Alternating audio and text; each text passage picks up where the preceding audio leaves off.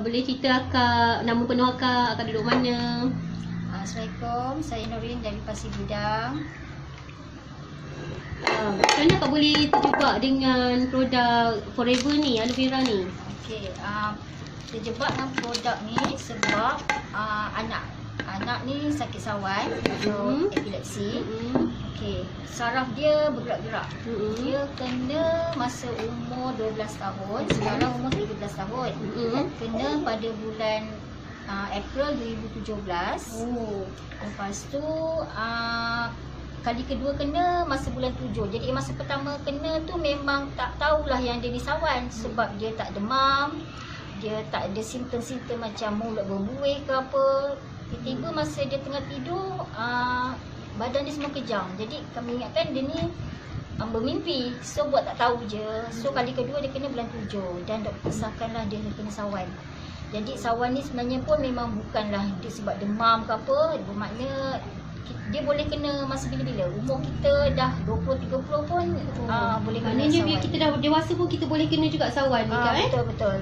Umur sebab akak pun ada jugalah terbaca umur 40-50 pun ada kena juga. Tapi mungkin sawan dia jenis yang lain sebab sawan ni dia banyak jenis. Macam-macam jenis. Habis tu apa doktor sarankan kak? Apa yang doktor bagi pada dia untuk mengelakkan daripada dia macam tu lah, sawan terik ke apa ke? Doktor cuma bagi ubat lah.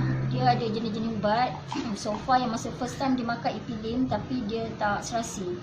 Dia macam kerap kena juga. Kemudian tukar ubat dan macam-macam ubat lah. Ada jenis-jenis dia. Tapi tak baik jugalah. So sekarang ni pun dia makan masih lagi ubat hospital tapi akak campurkan dengan aloe vera ni lah. Itu sebab akak cari suplemen lah untuk mengurangkan lagi dia punya gerakan dia tu lah. Saraf dia sebelah kiri yang bergerak. Dia tak tentu masa. Time tidur pun memang dia akan bergerak-gerak jugalah.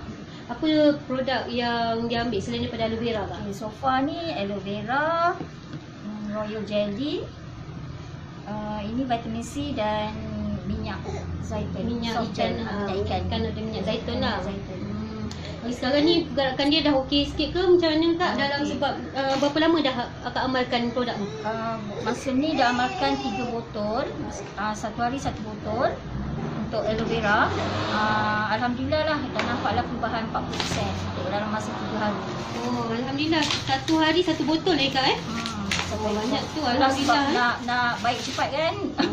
InsyaAllah lah dengan izin Allah. InsyaAllah asbab produk kan. InsyaAllah. Jadi apa saranan akak dengan kawan-kawan yang ada juga masalah sawan kan, pada anak-anak yang mungkin baru nak kena, apa nasihat pada mereka? Okey, buat masa ni memang akak harap-haraplah kalau ada sakit sawan ke, epilepsi, kejang-kejang ke berkaitan dengan saraf, cubalah amalkan aloe vera ni insyaAllah. Sebab buat masa ni nampak perubahan. Alhamdulillah lah. Terima kasih aloe vera. Habis adik Syamim ada nak cakap apa-apa ke? Tak ada. Tak ada? Ceritalah sikit macam mana kalau tengok dia kat sekolah pergerakan, kita tengah berbual ni pun kadang dia bergerak-gerak kan. Itulah dia, saraf dia sebelah kiri bergerak. Tapi syukurlah dah jumpa dengan produk kak InsyaAllah. Alhamdulillah. Terima kasih banyak kak Sama. Terima kasih aloe vera.